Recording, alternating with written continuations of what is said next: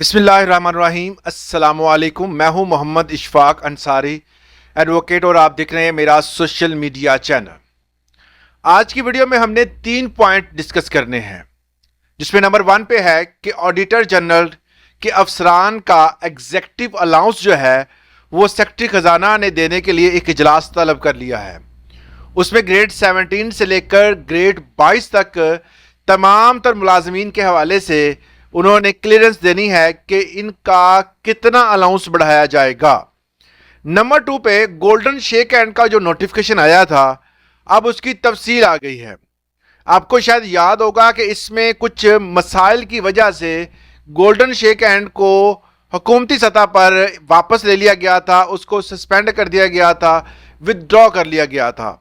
और इसके साथ साथ उन्होंने एक और क्लियरेंस भी दी है, और इस चीज़ का अंदाज़ा हमें हो जाता है कि अब जो है जो नोटिफिकेशन आएगा उसमें इससे मिलता जुलता ही पैकेज होगा। नंबर 3 पे सुप्रीम कोर्ट की बुजुर्ग शहरियों के मुतल्लक जो है एक अहम बयान सामने आया है, उसको भी आज की वीडियो में डिस्कस करेंगे। और नंबर 3 पे जीपी फंड और मार्कअप के लिए एक नोटिफिकेशन आ गया है, एक क्लियरेंस आई है। हालांकि जीपी फंड के वाले से पहले भी एक जो है वो लेटर आ चुका है, अब दोबारा लेटर आया है। ये क्यों आया है, इसकी वजह क्या बनी, इसको भी आज की वीडियो में हमने डिस्कस करना है। तो सबसे पहले आपसे वही रिक्वेस्ट कि अगर आप मेरे चैनल पे नए हैं तो इसको सब्सक्राइब कर लें। अगर आपको वीडियो अच्छी लगे तो लाइक कर दें। अगर आप कोई नोटिफिकेशन डाउनलोड करना चाहते हैं तो आप व्हाट्सएप का लिंक मौजूद है, वहां से जाकर डाउनलोड कर सकते हैं, या आप इसी चैनल की कम्युनिटी में जाकर भी इसको डाउनलोड कर सकते हैं। वहां भी अब मैं नोटिफिकेशन छोटे मोटे जो होते हैं वो लगा दिया करूंगा। अब बात करते हैं जी जीपी फंड के हवाले से। जीपी फंड और मार्कअप के लिए जो नोटिफिकेशन आया है, ये नोटिफिकेशन आपके सामने है। अब ये दोबारा क्यों आया है? एक चीज जब पहले क्लियर हो गई है, जीपी फंड के हवाले से मार्कअप का नोटिफिकेशन पहले आ चुका है और इस वाले से क्लियरेंस भी आ गई थी और एक बंदे को पता भी चल गया, तो ये दोबारा क्यों आया है?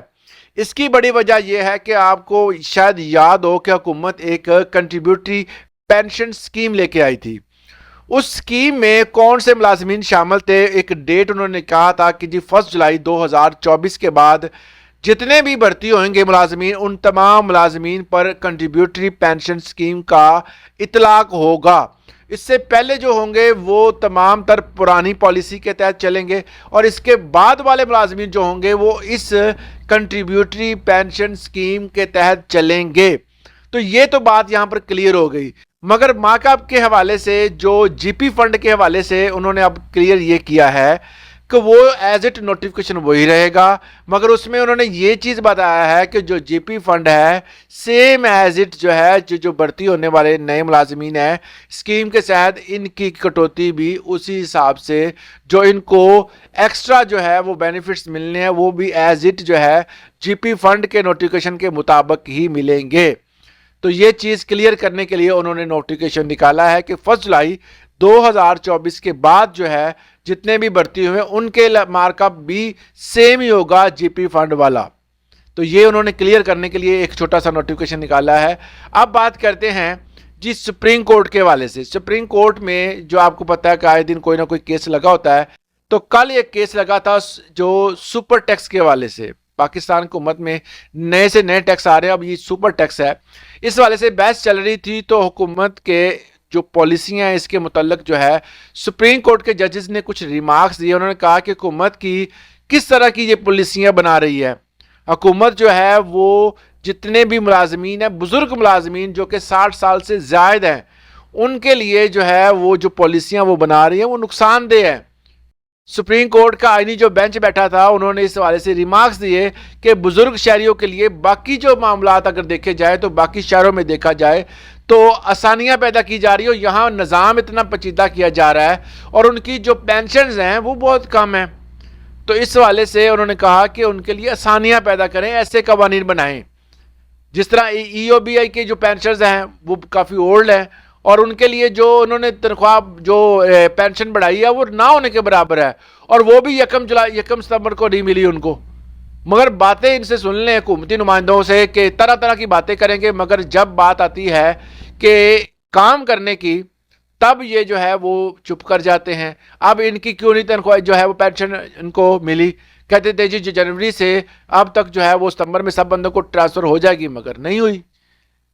और इसके साथ साथ जो है वो अब बायोमेट्रिक के वाले से एक नया मामला सामने आया है।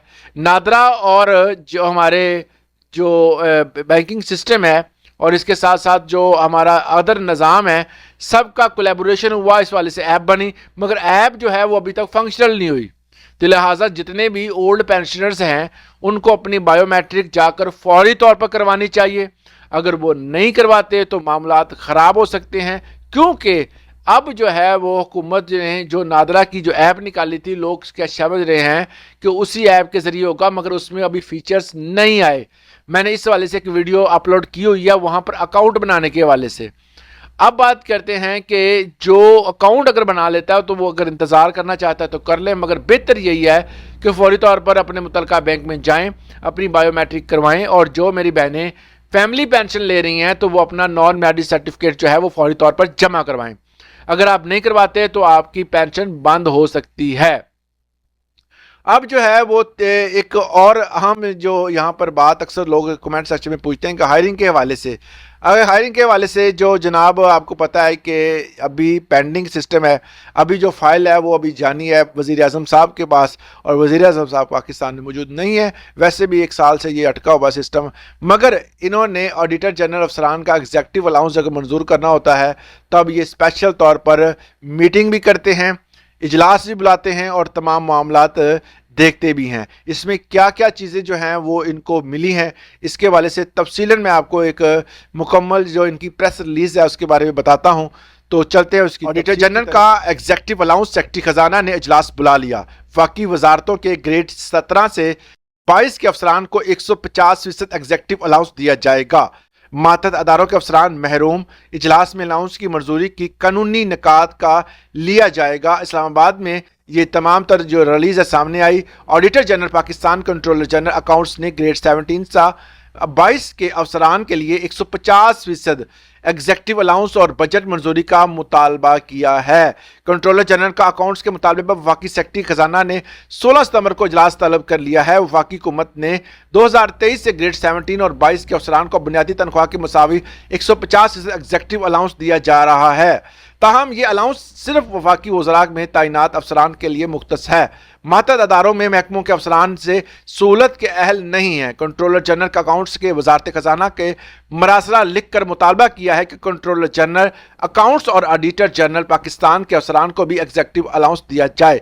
इस सिलसिले में 16 सितंबर को इजलास तलब कर लिया है। मुतलका हुकाम को जो दावत दी गई है जहां वफाकी सेक्रेटरी खजाना कानूनी निकात का जायजा लेंगे। अलाउंस का मामला है जनाब जी, ये मिलके रहेंगे, कुछ के मंजूर हो गए, कुछ के इन्होंने कर लेने हैं। जब बात आती है अपने मुलाजमीन की तरफ जो अपने अंडर हैं या इनकी अपनी, तब इजलास भी बुलाए जाते हैं, तनख्वाहें भी बढ़ती हैं, अलाउंसेस भी बढ़ते हैं और 150-150% बढ़ते हैं, 1000% तनख्वाहें बढ़ती हैं। जब बात आती है पेंशनर्स की, जब आती है फैमिली पेंशनर्स की, जब बात आती है कि एक बेवा खातून की पेंशन की, जब बात आती है हमारे DRA जो डिस्पेरिटी रिडक्शन अलाउंस की, जब आती है मुलाजमीन की, तब हुकूमत कहती है जी जो हमारी तनख्वाहों के मामले बाकी मामलात में IMF आड़े आ रही है। IMF कहती है जी अलाउंस नहीं बढ़ाना। तो जब इस तरह के मामलात दरपेश होते हैं तो मामलात ख़राब होते हैं। बेहतर यही है कि फौरी तौर पर जो ओल्ड पेंशनर्स और जो पेंशनर्स हैं इनकी कम से कम जो है वो पेंशन बढ़ाई जाए ताकि इनकी ज़िंदगी भी आसान हो सके। आज के लिए इतना ही। इस वाले से अगर किसी का सवाल है, कोई भी बात आप शेयर करना चाहते हैं या हुकूमत को कोई राय देना चाहते हैं तो कमेंट सेक्शन खुला है, लाजमी दीजिएगा। चैनल पे नए हैं तो सब्सक्राइब भाईजान लाजमी कीजिएगा। इजाज़त दें, अल्लाह हाफिज़।